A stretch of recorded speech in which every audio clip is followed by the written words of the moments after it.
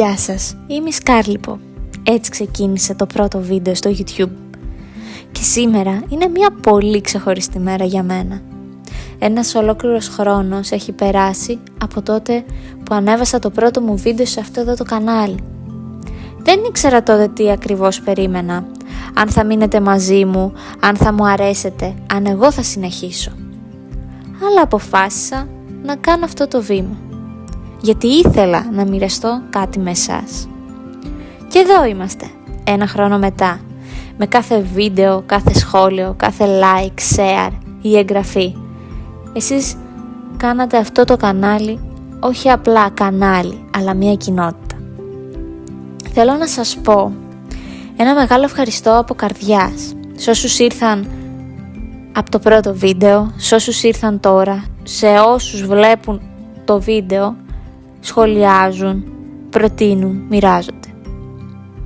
Η υποστήριξή σας, το feedback σας, το γεγονός ότι αφιερώνετε λίγο παραπάνω χρόνο για να δείτε τι φτιάχνω, σημαίνει πολλά για μένα.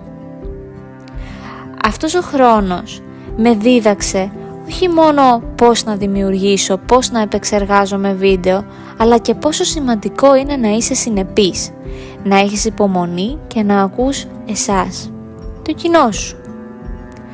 Αυτό είναι άλλωστε κάτι που πολλοί YouTubers επιθυμίζουν. Η συνέπεια βοηθάει να χτίσεις κοινότητα. Και σας υπόσχομαι πως αυτό είναι μόνο η αρχή. Δεν πρόκειται να σταματήσω εδώ. Μέσα στον επόμενο χρόνο έχω πολλά όνειρα. Περισσότερα βίντεο, πιο δημιουργικά project, πιο πολύ επαφή με εσάς. Και φυσικά θα ήθελα να μεγαλώσει ακόμα περισσότερο αυτή η κοινότητα, όπως λέω εγώ.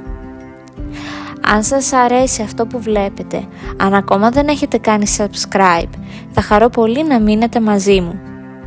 Αν θέλετε, γράψτε στα σχόλια τι θα θέλετε να δείτε από εδώ και πέρα. Τι σας άρεσε φέτος ή τι δεν σας άρεσε. Η γνώμη σας μετράει. Ευχαριστώ ξανά όλους σας. Χωρίς εσάς δεν θα υπήρχε καν αυτό το βίντεο. Ελπίζω να συνεχίσουμε μαζί, να γελάσουμε, να μάθουμε, να δημιουργήσουμε. Μέχρι το επόμενο βίντεο, να είστε όλοι καλά και να προσέχετε τους εαυτούς σας λίγο παραπάνω. Θα τα πούμε. Φιλάκια. Είμαι η Σκάρλιπο και σας ευχαριστώ μέσα από την καρδιά μου για όσο καιρό ήσασταν μαζί μου.